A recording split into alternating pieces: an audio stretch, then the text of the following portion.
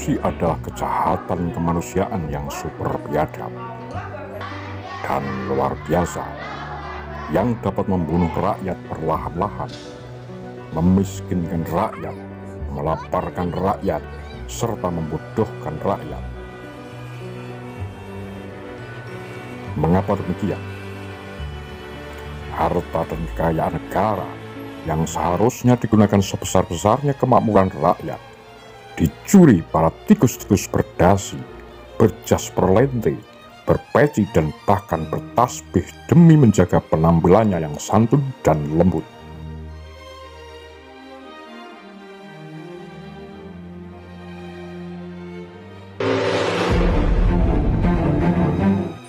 Rp271 triliun setidaknya kita tidak akan pernah bisa melihat lagi sepatu anak Indonesia yang berlubang seperti ini.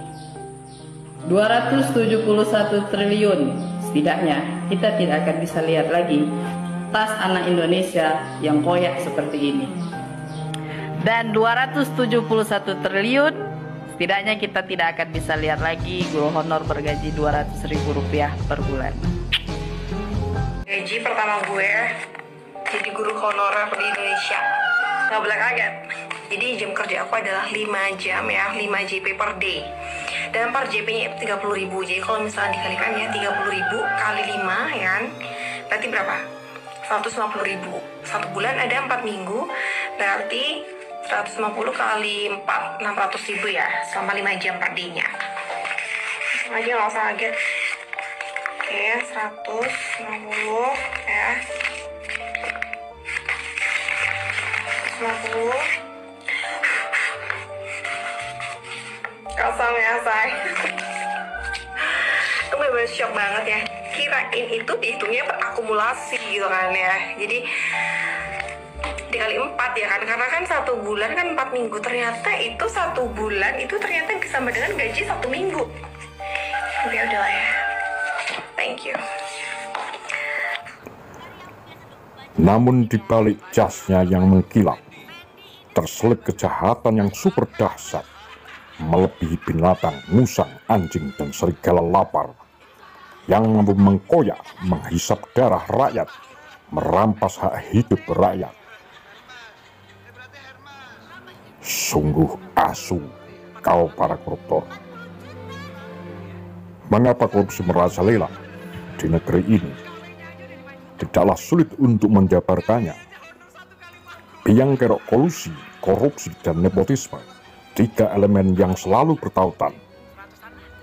Di negeri ini, koruptor dilindungi kekuasaan.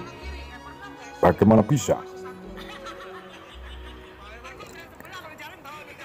Setiap pergantian kekuasaan di level apapun selalu didukung oleh oligarki, sang penyandang dana. Maka calon-calon pemangku jabatan baik eksekutif maupun legislatif melakukan bargaining politik dengan mereka, sama-sama bagi keuntungan meskipun dengan cara-cara busuk. Oligarki inilah sarang serigala-serigala yang siap memangsa anggaran negara, sumber daya alam negara, dan bahkan sumber daya manusia yang dieksploitasi dengan imbalan upah yang minim dan tidak sebanding.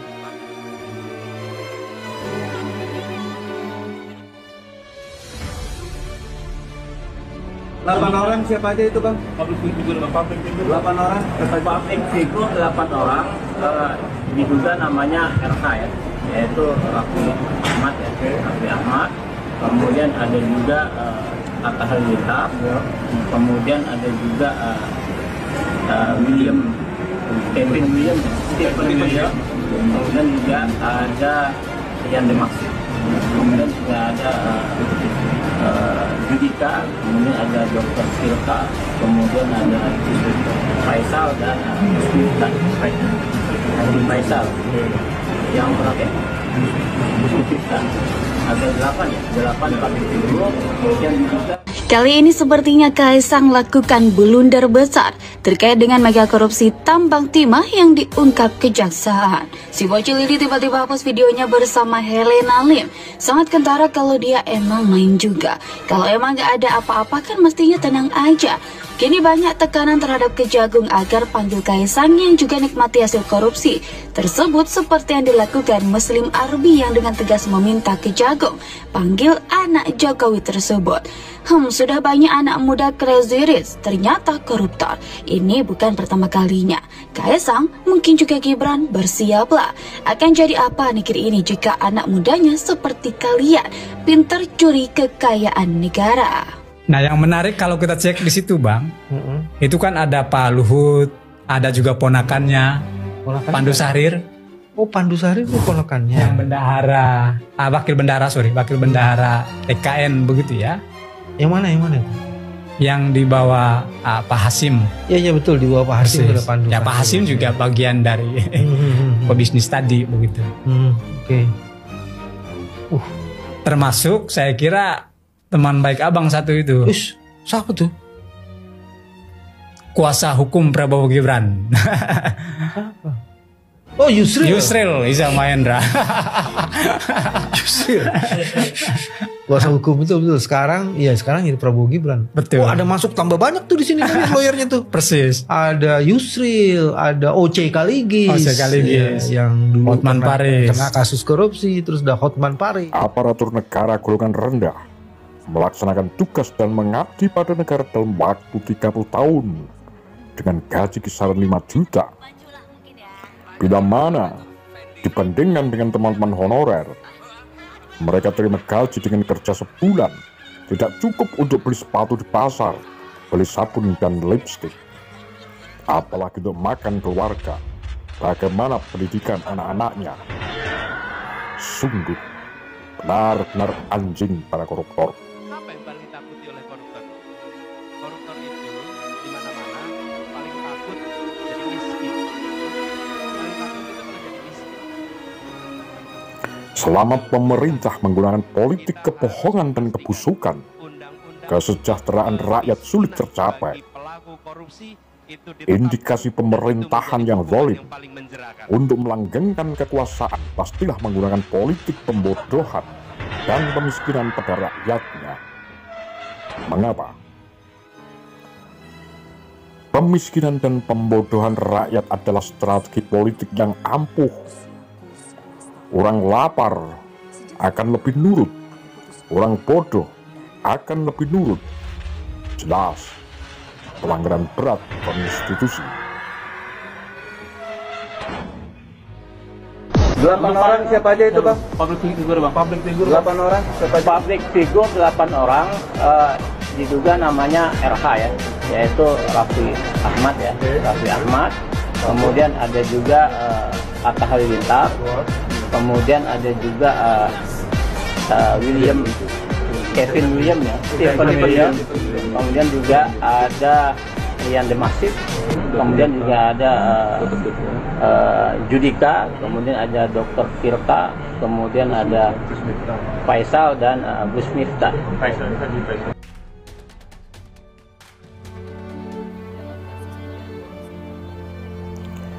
Kita membutuhkan rezim yang kuat untuk menyelesaikan masalah ini. Rezim yang benar-benar berpihak pada rakyat. Rezim yang benar-benar negarawan sejati, bukan abal-abal dan palsu. Dengan rezim seperti ini, akan dibangun konstruksi sistem pemerintahan dan ketatanegaraan yang menyertakan syarat dan kondisi yang ketat dalam rekrutmen para calon negarawan. Harus ada kriteria yang jelas. Lalu bagaimana kalau sudah begini? Untuk menanggulangi korupsi, kita harus melakukan revolusi koruptor. Haruslah ada keberanian pemerintah untuk mengadili setiap kasus korupsi menggunakan hukum negara. Barang siapa melakukan kerugian negara harus dihukum setimpal, bahkan hingga hukuman mati. Seperti halnya di Korea Utara dan di Cina, setiap pejabat negara dalam pelantikannya sudah tekan kontrak dengan peti matinya. Ada berbagai usulan masyarakat dan akademisi yang mengusulkan bahwa para koruptor harus menjalani hukuman penjara dan dimiskinkan. Kekayaan selama dia menjabat ataupun dia dapatkan selama ini harus diambil alih kembali oleh negara. Lagi-lagi kembalinya satu pertanyaan, sanggupkah eksekutif dan legislatif mendesain aturan hukum yang bisa sewaktu-waktu menggantung lehernya sendiri? Kita sudah merdeka 79 tahun, namun hal ini nyaris tidak ada dan tidak pernah terjadi. Bagaimana pendapat Anda? Demikian kura-kura, Taker Lambe Sundel. Peralatan persing peleburan timah di wilayah IUPPT Timah Tbk. Perbuatan itu dilakukan dengan memberikan sarana dan fasilitas kepada para pemilik smelter dengan dalih menerima atau menyalurkan dana CSR yang sejatinya menguntungkan diri tersangka sendiri dan para tersangka yang telah dilakukan penahanan sebelumnya. Selanjutnya tersangka HLN dilakukan penahanan di Rumah Tahanan Negara Salemba, Cabang Kejaksaan Agung selama 20 hari ke depan, terhitung mulai tanggal 26 Maret 2024 sampai 14 April 2024 tandasnya. Helena Lim terkenal dengan julukan Crazy Rich Pig. Banyak yang mengetahui dia sebagai pengusaha sukses dan kaya raya yang kerap menampilkan kemewahan. Hal itu tercermin dari pilihan fashion Helena saat tampil di podcast milik Kaisang. Helena mengenakan pakaian berharga 40 juta rupiah. Tidak hanya itu, Helena juga mengenakan anting seharga 5 miliar rupiah dan gelang bernilai 70 juta rupiah. Tidak ketinggalan ada jam tangan seharga 2 miliar rupiah. Lalu video podcast Kaisang dan Helena Lim hilang usai jadi tersangka. Ada kaitannya sama kasus korupsi. Sosok Crazy Rich Pig bernama Helena Lim belakangan ini ramai menjadi perbincangan publik lantaran dirinya dikabarkan terseret kasus dugaan korupsi.